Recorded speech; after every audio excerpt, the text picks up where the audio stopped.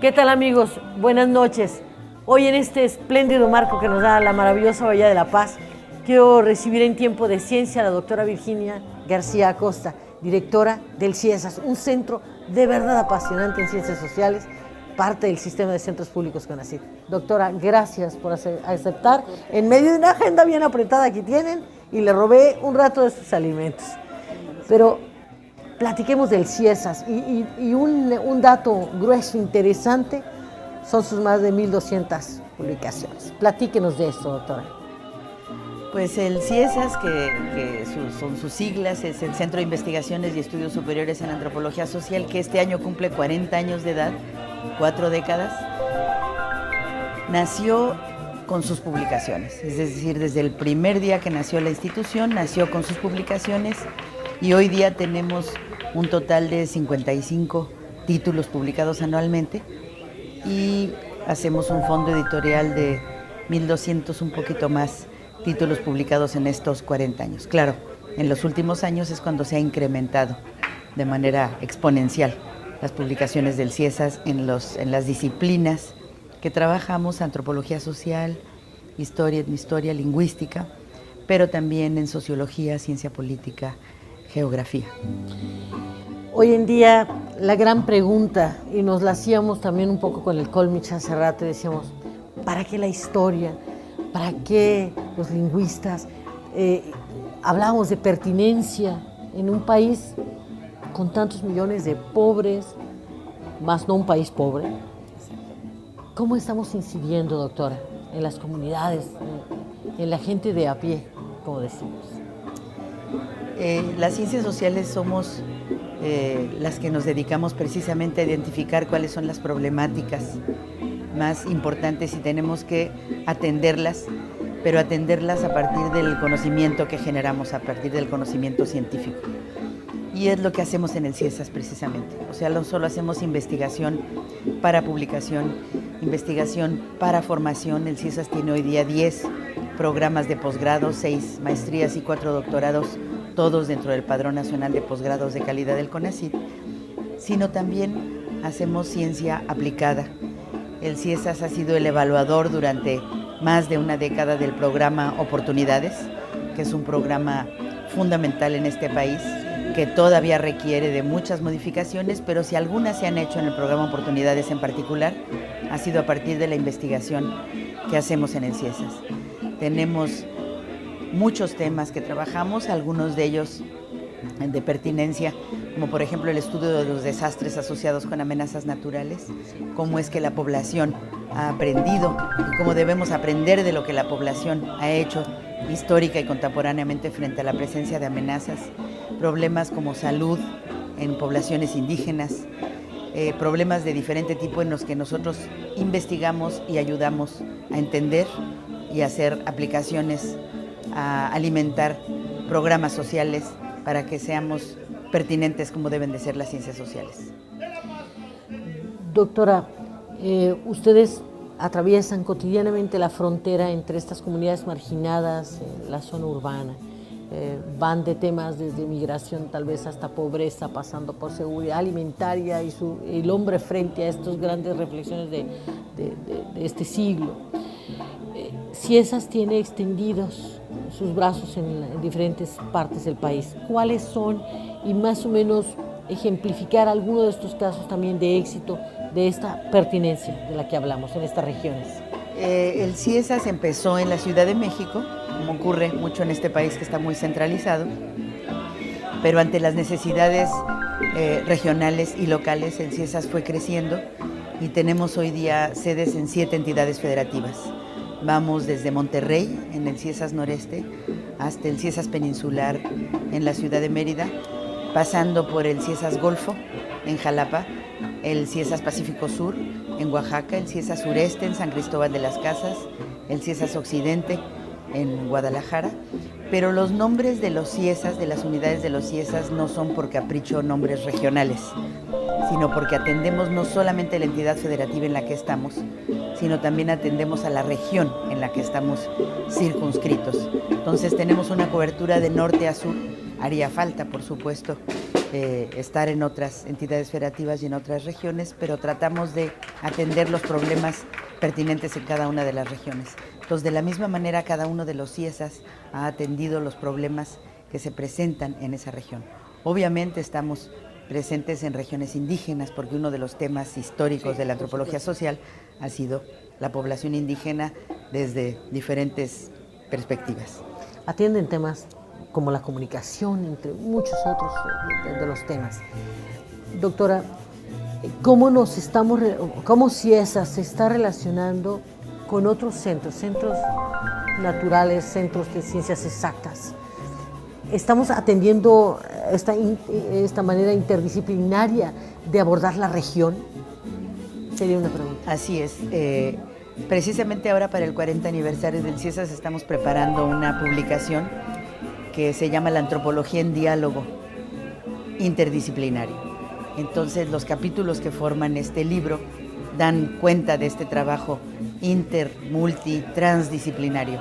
Entonces un capítulo es sobre la antropología y la medicina, la antropología y la lingüística, la antropología y el desarrollo regional, la antropología y la comunicación, y la filosofía y la geografía. Es decir, un diálogo interdisciplinario, pero también intertemático, interproblemático.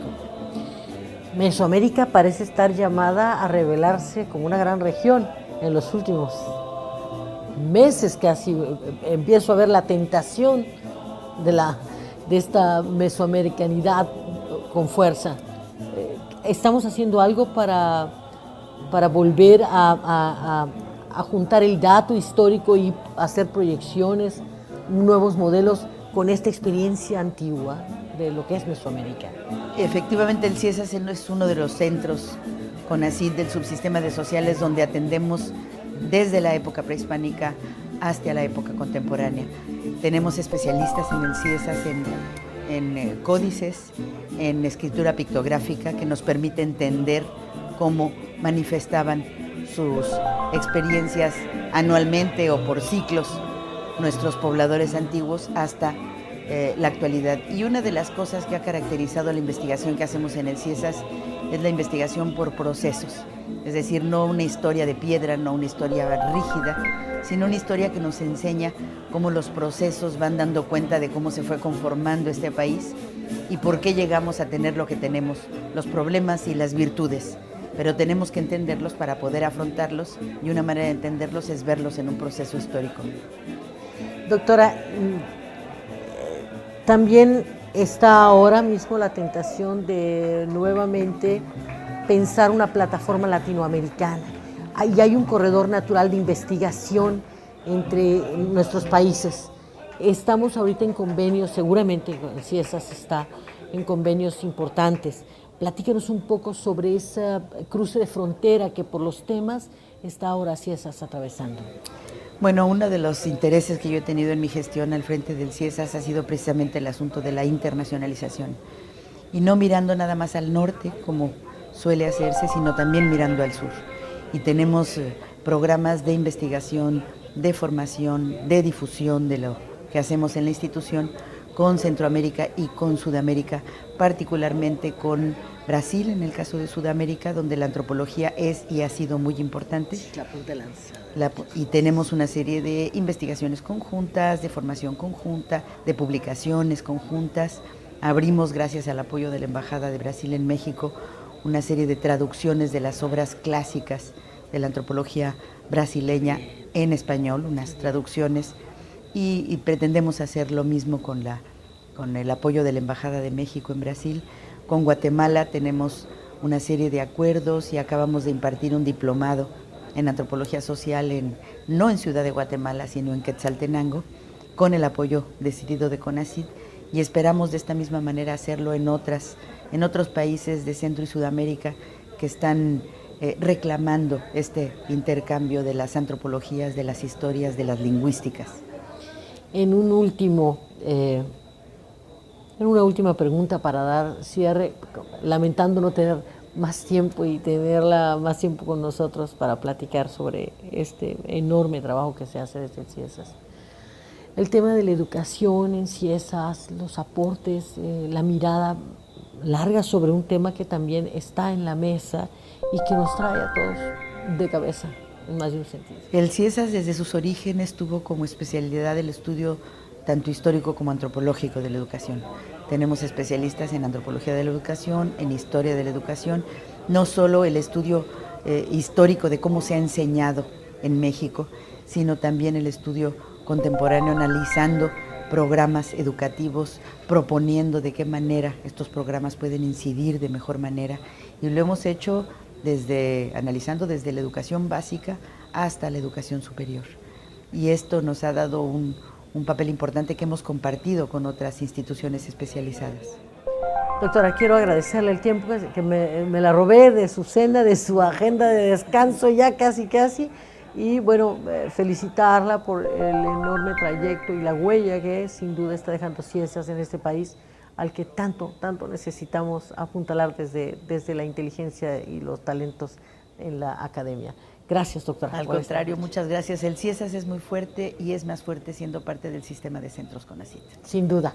A usted muchas gracias por el tiempo de ciencia que le dispensa desde su televisor, desde la comodidad de su hogar. Queremos estar cerca de usted porque es el tiempo de México a través de la ciencia. Gracias. El CIPNOR en cápsula.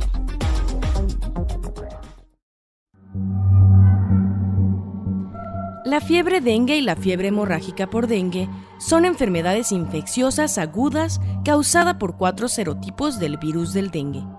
El vector principal que la transmite al humano es el mosquito hembra Aedes aegypti.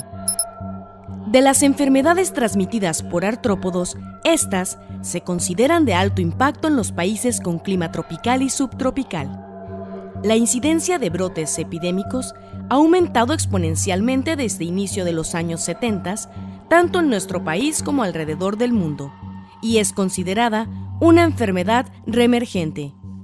No se ha determinado con exactitud la magnitud real de la enfermedad, pero la Organización Mundial de la Salud estima que de los 2.500 millones de personas que viven en áreas de riesgo, 100 millones se infectan anualmente. La relevancia de estas patologías reside en el impacto económico de las epidemias por dengue y en las muertes que ocasiona, ya que no han sido estudiadas a fondo. Pero, preguntémosle a la investigadora del CIPNOR, la doctora Vania Serrano, ¿se puede prevenir el dengue?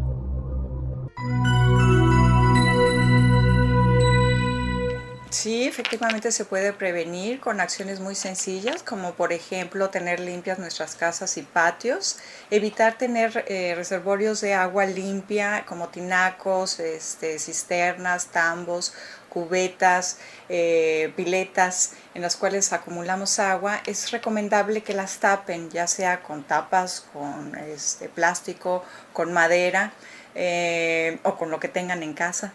Pero también evitar tener llantas o cámaras donde el mosquito, las larvas se pueden desarrollar si es que están en presencia de agua, o el mosquito adulto se puede esconder en ellos porque busca lugares oscuros.